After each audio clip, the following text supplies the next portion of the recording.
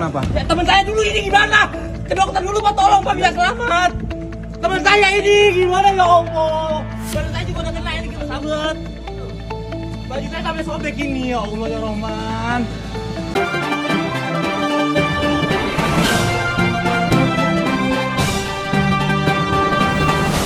Polres Metro Jakarta Timur berhasil mengamankan seorang pelaku berinisial RS berusia 20 tahun. Terduga pelaku tindak pidana pembunuhan berencana dan atau pembunuhan serta penganiayaan berat. Setelah insiden berdarah yang terjadi pada Senin 17 November 2025 sekitar pukul 17.40 waktu Indonesia Barat di kawasan Jalan Raya Condet, Jakarta Timur. Kejadian tersebut, dua korban menjadi sasaran penyerangan. Korban pertama berinisial MNF berusia 19 tahun meninggal dunia akibat luka tusuk pada bagian leher.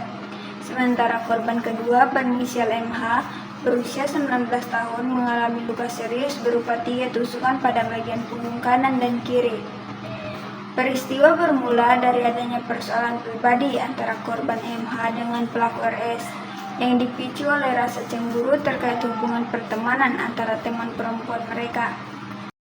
Pada tanggal 18 November 2025 terjadi tindak pidana dugaan pembunuhan berencana dan atau pembunuhan dan atau penganiayaan yang mengakibatkan meninggal dunia. Tempat kejadian perkara di Jalan Cililitan, Kramat Jati. Waktu kejadian Senin sekira pukul 17.30 pada tanggal 17 November. Berdasarkan laporan dari pelapor yaitu inisial ML, paman dari korban. Untuk korban inisial MNF yang meninggal dunia. Untuk inisial MH 3 luka tusuk di bagian punggung sebelah kanan. Dan saat ini korban dirawat di Rumah Sakit Kramat Jati. Yang dinyatakan ini meninggal dunia adalah teman daripada si korban. Untuk pelaku inisial RS berumur 20 tahun. Jadi modus operandinya pertama karena cemburu, korban tidak terima karena kekasihnya pada saat itu bersama-sama berangkat ke PGC, yaitu 4 hari sebelum kejadian.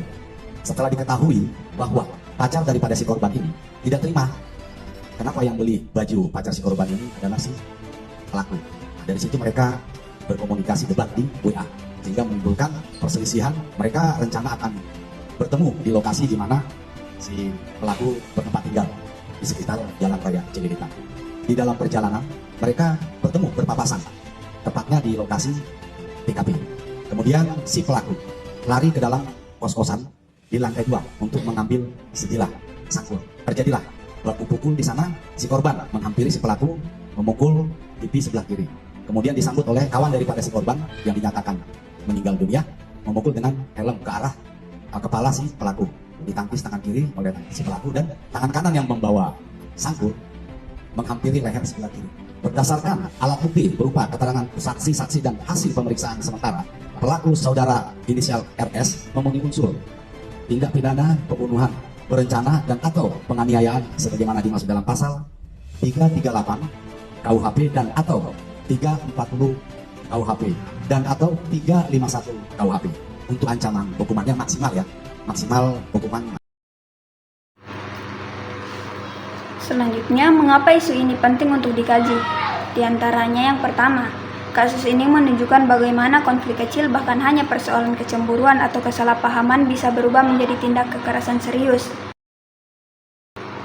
Yang kedua, kasus ini menunjukkan bahwa pertengkaran bisa meningkat drastis ketika remaja tidak mampu mengatur emosi dan memilih jalan kekerasan.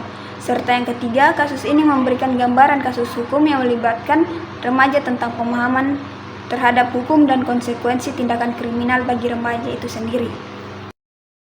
Untuk sekolah dan guru, harus menekankan bagaimana pentingnya pendidikan karakter, penguatan bimbingan konseling, pembelajaran sosial emosional, serta penyuluhan hukum untuk membantu remaja yang mampu mengendalikan diri dan memahami konsekuensi dari perbuatannya.